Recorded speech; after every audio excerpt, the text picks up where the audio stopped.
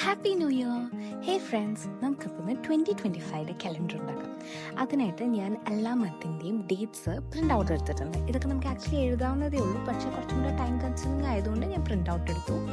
Then എല്ലാ A4 ഷീറ്റ്സും ഞാൻ equal സൈസിൽ കട്ട് ഡൗൺ ചെയ്യുന്നുണ്ട്. നമുക്ക് എല്ലാ മന്തിൻ്റെയും അതായത് സൈസ് ഓഫ് പേപ്പർ നമുക്ക് സെയിം ആയിരിക്കണം. ഞാനിതെല്ലാം A4 ഷീറ്റ്സിലാണ് ചെയ്യുന്നത്. കുറച്ച് ഹാർഡ് പേപ്പറിൽ ചെയ്യേണ്ടവർക്ക് അങ്ങനെ ചെയ്യാം, അത് കുറച്ചും കൂടെ നല്ല ഭംഗിയുണ്ടാവും. I had only A4 sheets. അങ്ങനെ ഡേറ്റ്സും പേപ്പേഴ്സൊക്കെ സെറ്റായ സ്ഥിതിക്ക് നമുക്കിനി കാലണ്ടർ വെക്കണ്ടേ. അതിനായിട്ട് നമ്മളൊരു കാർഡ്ബോർഡ് എടുക്കുന്നുണ്ട്. ഇതിനിങ്ങനെ കറക്റ്റ് സൈസില്ല, നിങ്ങൾ എടുക്കുന്ന പേപ്പറിൻ്റെ സൈസ് അനുസരിച്ച് കാർഡ്ബോർഡ് കട്ട് ചെയ്തെടുക്കുക. അതൊരൊറ്റ പീസ് മതി. എന്നിട്ട് നമ്മൾ 2 സൈഡിൽ കോമ്പസ് വെച്ച് മാർക്ക് ചെയ്ത് കൊടുക്കുന്നുണ്ട്. എന്നിട്ട് A4 ഷീറ്റ്സ് നമ്മൾ കറക്റ്റ് ആ മാർക്ക് ചെയ്ത സ്പോട്ടിൽ നമ്മൾ പഞ്ച് ചെയ്ത് കൊടുത്ത് നല്ല ഭംഗിക്ക് പഞ്ച് ചെയ്യാം. ഞാൻ വിചാരിച്ചില്ല കാർഡ്ബോർഡ് ഇത്ര ഭംഗിക്ക് പഞ്ച് ചെയ്ത് കിട്ടുന്നു, പക്ഷെ നല്ല ഭംഗിക്ക് പഞ്ച് ചെയ്ത് കിട്ടി. And the plan was going successful. ഒരു ഇയർ തുടങ്ങുമ്പോൾ നമുക്ക് ഡെഫിനറ്റായിട്ട് വേണ്ട ഒരു സാധനമാണ് കാലണ്ടർ. കാലണ്ടർ ഇല്ലെങ്കിൽ എനിക്കൊരു സുഖം ഉണ്ടാവില്ല. മുമ്പിൽ നമ്മൾ നെക്സ്റ്റ് മന്ത് എന്നല്ല, ഈ മന്തിൻ്റെയും എന്താണ് ദിവസം എന്ന് അറിയില്ലെങ്കിൽ കുറേ പേർക്കൊക്കെ സമാധാനം ഉണ്ടാവില്ലല്ലോ. അതുകൊണ്ട് നമ്മൾ ക്യൂട്ടായിട്ട് ഒരു കാലണ്ടർ ഉണ്ടാക്കുന്നുണ്ട്. അപ്പോൾ പിന്നെ നമുക്ക് വേണ്ട സാധനം എന്ന് പറഞ്ഞാൽ ഐസ്ക്രീം സ്റ്റിക്സ് ആണ്. ഐസ്ക്രീം സ്റ്റിക്സ് ഞാൻ ഈ പറഞ്ഞ പോലെ ഗ്ലൂ ചെയ്ത് കൊടുക്കുക. എന്നിട്ട് നമ്മൾ കാർഡ്ബോർഡിൻ്റെ ബാക്കിലും ഹോട്ട് ഗ്ലൂ ഗൺ വെച്ച് കൊടുത്ത് ഇത് നല്ല തറവായി സ്റ്റിക്ക് ചെയ്ത് കൊടുക്കുന്നുണ്ട്. പിന്നെ കാർഡ്ബോർഡ് ഞാൻ കട്ട് ചെയ്തതുകൊണ്ട് സൈഡിൽ ഭയങ്കര ഡിസ്റ്റർബ്ഡ് ആയിട്ടുള്ള പാറ്റേൺ ആയതുകൊണ്ട് ഞാൻ അതിൻ്റെ സൈഡിൽ സെല്ലോ ടേപ്പ് വെച്ച് കൊടുക്കുന്നുണ്ട്. പിന്നെ കാർഡ്ബോർഡ് മാത്രം ആയതുകൊണ്ട് എനിക്കത് ഇഷ്ടമായില്ല, അപ്പം ഞാനൊരു പാറ്റേൺ പേപ്പർ സ്റ്റിക്ക് ചെയ്ത് കൊടുക്കുന്നുണ്ട്.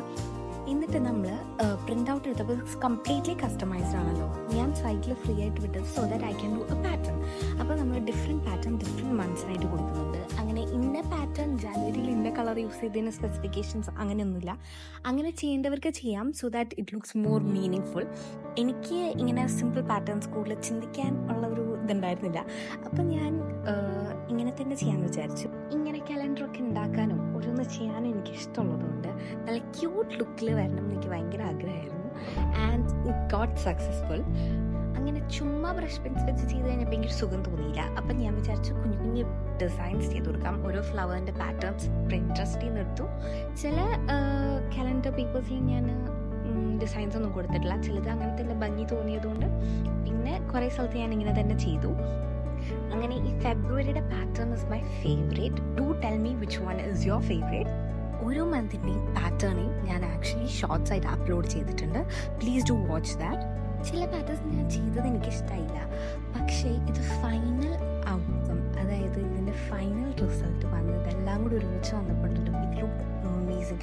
ഞാൻ എൻ്റെ വർക്കിനെ സ്വയം പൊക്കി പറയില്ല, എനിക്ക് ഭയങ്കര ഇഷ്ടമായി. ഫൈനൽ സ്റ്റെപ്പ് ഓഫ് ഡിസൈനിങ് ആയിട്ട് ഞാൻ കുറച്ച് സ്റ്റിക്കേഴ്സൊക്കെ ഒട്ടിച്ചു കൊടുത്തിട്ട് ഇൻസ്പിറേഷണൽ കോട്ട്സ് ഒക്കെ വെച്ചിട്ട് ദെൻ ഫൈനലി നമ്മൾ ആ പഞ്ച് ചെയ്ത ഭാഗത്ത് ഞാൻ ജൂട്ട് ത്രെഡ് വെച്ചിട്ടാണ് കെട്ടുന്നത്. ജംറിങ് ആണ്, വുഡ് ഹാവ് ബീൻ നൈസ്, പക്ഷേ എൻ്റെ ജംറിങ് ഇല്ലാത്തതുകൊണ്ട് ഞാൻ ജൂട്ട് ത്രെഡ് വെച്ച് കുറച്ച് ലൂസായിട്ട് ടൈ ചെയ്ത് കൊടുത്തിട്ടുണ്ട്.